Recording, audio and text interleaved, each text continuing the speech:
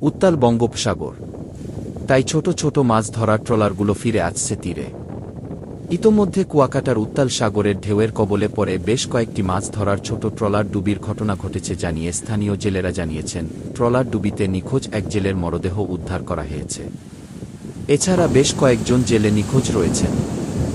গত কয়েকদিনের বৃষ্টিতে সাগর উত্তাল থাকায় আবহাওয়া অধিদপ্তর থেকে ৩ নম্বর সতর্ক সংকেত জারি করা হয়েছে।